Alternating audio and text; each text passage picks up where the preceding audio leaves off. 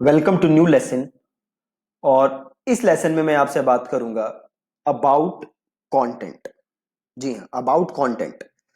जैसे मैंने आपको पहले बताया था कि जो एसईओ है उसके लिए जो सबसे जरूरी चीजें हैं उसमें से एक है आपका कंटेंट। आपने पहले भी सुना होगा कि कंटेंट इज द किंग, है ना। तो एसईओ में ये कंटेंट ही डिसाइड करेगा कि आप रैंक हो पाओगे या नहीं हो पाओगे। अब पहले क्या होता था गूगल पे कि आप बेकार कंटेंट डाल के भी रैंक कर सकते थे, but that's not the case at this moment. अब सपोज करो, एक सिंपल सिचुएशन लो कि आपकी ये वेबसाइट है, ठीक है। इनफैक्ट वेबसाइट रैंक नहीं होती, हमने बात की थी क्या रैंक होता है, वेब पेज। आपका एक पेज है और इस पेज को आप गूगल पे रैंक कराना चाहते हो। अब एक बात बताओ, क्या आप अकेले हो जो कि अपने पेज को रैंक कराना चाहते हो? Answer is no.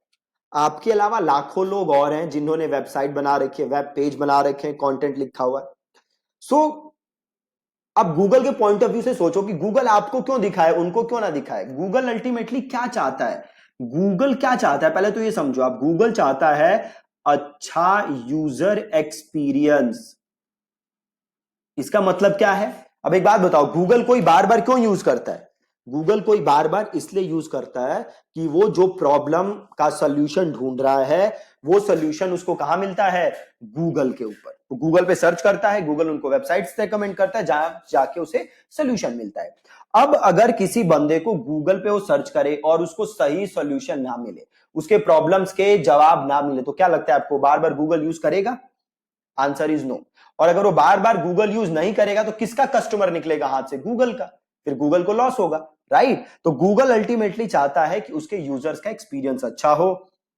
और यूजर्स का एक्सपीरियंस तभी अच्छा हो सकता है जब यूजर्स को उनके प्रॉब्लम का सॉल्यूशन मिले। और प्रॉब्लम का सॉल्यूशन कैसे मिलेगा? Through content. ठीक है जी। तो आपको करना क्या है, आप जिस भी प्रॉब्लम का सॉल्यूशन दे रहे हो या जिस भी क्वेश्चन का आंसर कर रहे हो या जिस भी कीवर्ड के ऊपर आप कंटेंट लिख रहे हो, वो अल्टीमेटली यूजर की जो रिक्वायरमेंट है उसको सेटिस्फाई करना चाहिए। अगर आपका कंटेंट यूजर के रिक्वायरमेंट को सेटिस्फाई नहीं कर रहा, यूजर की नीड को सेटिस्फाई नहीं कर रहा, तो आपका कंटेंट कभी रैंक नहीं हो सकता।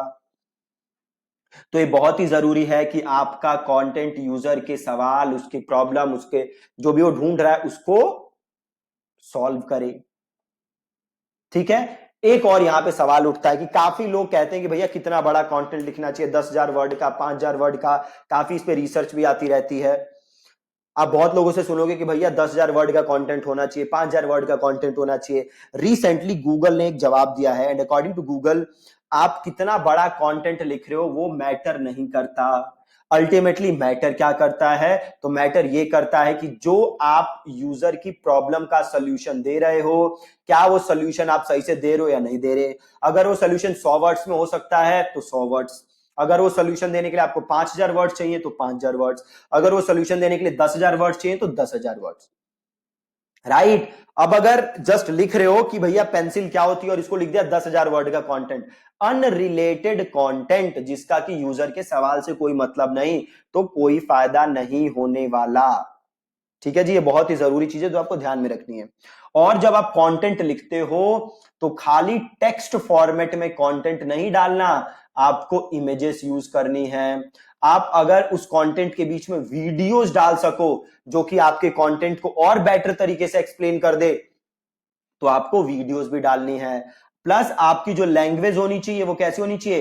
Easy to read. अब अगर आपका लैंग्वेज ऐसा है कंटेंट का जो कि बड़ा ही मुश्किल है, किसी को समझ नहीं आ रहा, तो अगेन उस कंटेंट का कोई फायदा नहीं है, क्योंकि वो यूजर के अल्टीमेट प्रॉब्लम को सॉल्व नहीं कर पाएगा। ठीक है जी। तो एसईओ का फाउंडेशन क्या है? आपका कंटेंट। सो मेक श्योर आपका कंटेंट अच्छा है। अच्छा कंटेंट बनाने के लिए आपको यूजर के प्रॉब्लम के जवाब देने हैं। और कंटेंट अच्छा और कैसे बना सकते हो, उसमें इमेजेस डालो, वीडियोस डालो, और वो रीड करने में आसान होना चाहिए, रीडेबल होना चाहिए। ठीक है, सो that's it about the content. आगे के लेसन्स में मैं आपको समझाऊंगा भी कंटेंट स्टार्ट कैसे करना है लिखना, राइट।